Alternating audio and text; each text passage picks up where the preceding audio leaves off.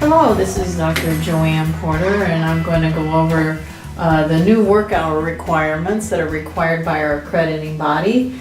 There have been quite a bit of changes that started July 1st of this year.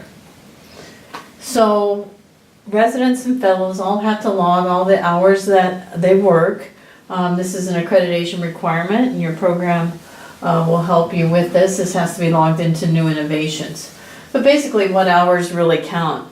And you need to know that all clinical duties count, and some of the major changes this year include clinical work done from home. So if you're doing work on the electronic medical record at home, this now has to be logged and counted. It didn't happen last year.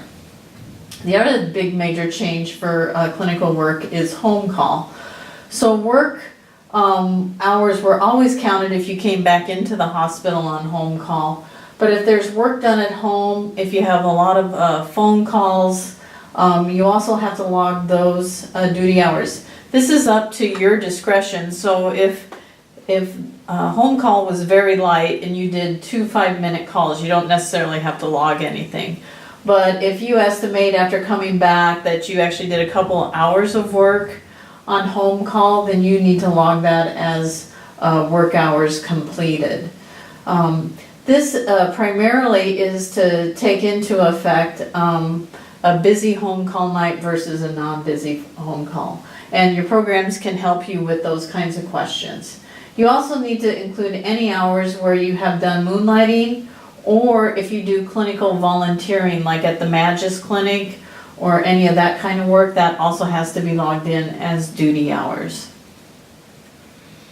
I should say too on that home call, you don't have to log every phone call that you do. You can just estimate the amount of time and log that the next day as a total sum amount. So why are there work hours? The ACGME has been trying to get more evidence based on duty hours. They were put in place because of concerns about patient safety. Initially, duty hours were not as evidence-based as we like them. They're now a lot more science behind that. And it shows that fatigue contributes to patient safety events. And after you've worked 24 hours without any sleep, you are 3 to 5 times much more likely to have a patient safety event from a mistake. So there is good basis on why to do this. And you as a physician are personally responsible for monitoring your own fatigue and how safe you are to practice. So what other type of hours count? Educational hours also can count towards duty hours, but there is a difference between whether you do those at the hospital or whether you do them at home. So if you're doing educational research time, such as attending conferences like Grand Rounds or M&M, those count towards duty hours. So any formally scheduled required educational time will count. If you're just reading up on your patient for rounds tomorrow, or just trying to study for boards or those kinds of things at home, those type of hours do not count. And that includes doing any research projects or anything like that at home. You can obviously count reading up on a patient if it's during your hospital work time at the hospital to do that. But again, work for away from the formally scheduled time is not counted at home. So what other rules do you need to be aware of? So the ACGME is very strict about only working a total of 80 hours in 1 week. The other rule is that you have to have one 24-hour day off for every 7-day work period.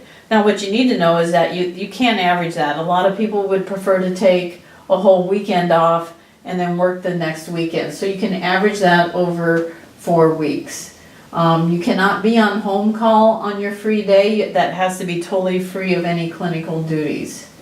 Also, you can't be on call more frequently than every 3rd night, and this again can be averaged. That's to help account for a fellow resident taking vacation and having a little more flexibility in that. You do not have to average every 3rd night for home call. All the ACGME says about home call is that home call duty should not be excessive. If home call becomes very busy because the service is very busy, you need to work with your program director to adjust to that, because it may typically be a rotation that doesn't have busy home call, but if all of a sudden the census of patients in that service go way up, you need to work with your program director to get more help for that. Other types of rules, so work periods for residents must not exceed a 24-hour time period, plus you get another 4 hours of continuous clinical assignments. So what does that mean? So you can be accepting new patients and doing call in-house for 24 hours. After that, you have 4 hours to basically transition those patients that you cared for. That means during that 4-hour period, you should not be accepting any new patients. You should only be working on the patients on your service. You should not be assigned any outpatient clinical duties. It is really just a time for rounding, for finishing up the patient cares for the patients that are assigned to you or that you admitted overnight.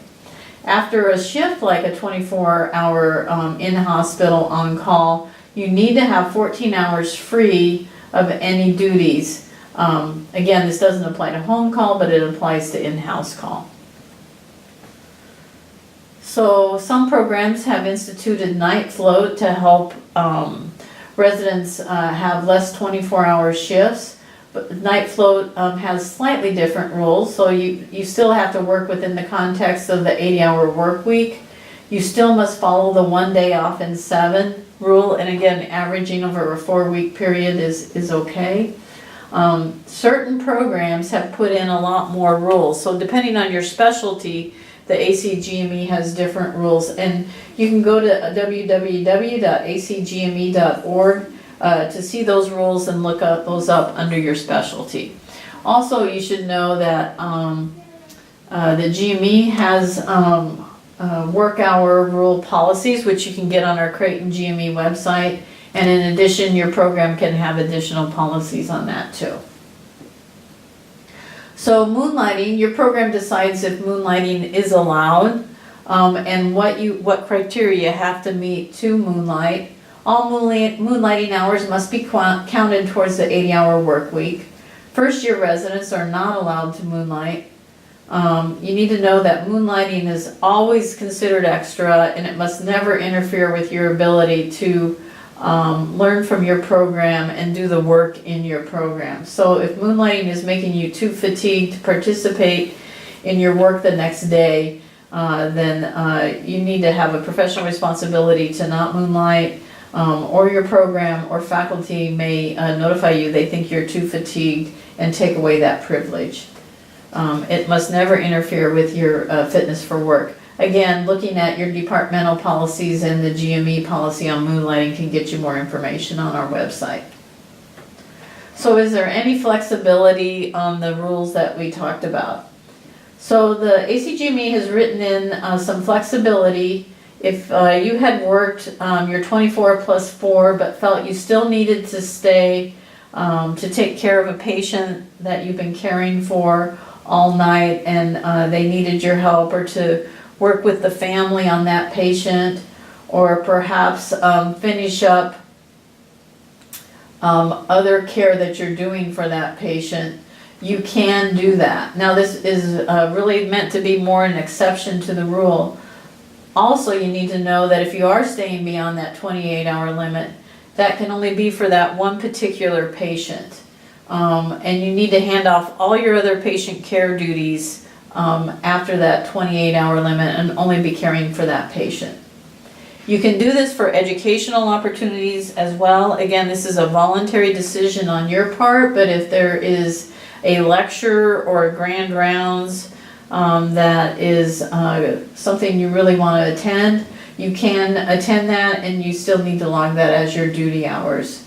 And again, this still doesn't supersede any responsibility you have to work only if you are fit for duty and not too fatigued. The ACGME, this is a new rule, and they decided that really none of our work as a physician goes by shifts, and they are trying to recognize that. So They understand there's a balance between patient safety and humanistic care of the patient, your educational needs, and your resident well-being. And that balance is constantly shifting according to the different needs. All the requirements are intended to support the development of a sense of professionalism by encouraging you as a resident or fellow to make decisions based on your patient needs and your own well-being. And the responsibility is always yours to put patient safety first when you are too fatigued to provide safe care. So I thought I'd go through a couple common questions I get from residents and fellows to try to clear up some of these work hours. So if you admitted a patient with a rare condition and you read up on the condition so you could provide care for him and so you could teach the medical students about the condition, do those hours spent reading count towards the 80 hours? And the question revolves around this. Well, this relates to a patient I'm actually caring for and not just looking at a text. It really does depend if it counts towards your work hours. If you read about your patient's condition at home, it does not count. That includes time to prepare for presentations, to prepare for journal club. Again, work at home does not count. If you read during some downtime, during the time you are expected to be in the hospital, it is already included in the hours you report. And obviously, if you have downtime in the hospital, you aren't expected to log out just because you aren't doing anything. You can use that time to read up on your patients. So you always report your hours regardless of what you're doing during a time your program expects you to be in the hospital. If you are asked to attend, however, a formally scheduled program that is off hours, so some programs have evening journal clubs for faculty and residents and fellows to get to hours. If you are required to attend those or strongly encouraged to attend those hours should be logged in as duty hours. It should be noted that you can't stay late in the hospital to do reading on your patient to try to get those hours to count. Again, it's about a reasonableness in logging these hours. If you're not scheduled on one of my days immediately post-call, does that count as a day off in my 1 and 7? So the question goes around this, that your post-call, you've done, let's say you've done a 24-hour shift, and then you have a whole day free of duty. You don't have to return till 7 a.m. You got off at 7 a.m. and you're expected to return at 7 a.m. Does that count as a day off? If it was home call, it can count as long as you have those 24 hours before having to return to work. But in-house calls should not precede your 24-hour day off. It's allowable when necessary, but again, this is a rare event. Really, the ideal day off is you wake up at home, you have 24 hours of no clinical duties, and then you return back to work. And again, working with your program director or the GME office, if you have any questions on that, can help clarify that. So if you had vacation, does that mean I can average all 4 weeks and work 320 hours in that time period? And when you take vacation, all of these rules are prorated, including your total amount of work hours, your 1 day off in 7, all those things. So time is prorated for 4 weeks. So if you had 3 weeks of work and and then a week of vacation, your 4-week time period would not be able to exceed 240 hours. So I traveled to an out-of-town conference to present a poster or a paper. How do those hours count towards my work hour logging? If you're presenting a paper or poster and the hours spent at the conference, those hours count. Travel time and non-conference hours spent at the site do not count. So again, if you are actually responsible for presenting scholarly work, you can count that time spent attending the conference, but not any other hours. Now that's the end of the examples I have. I hope if you have any questions, you will let your program director or me know as we work through all these new requirements. Your program director and program coordinator will also work with you on how to log all of these into new innovations. Thank you.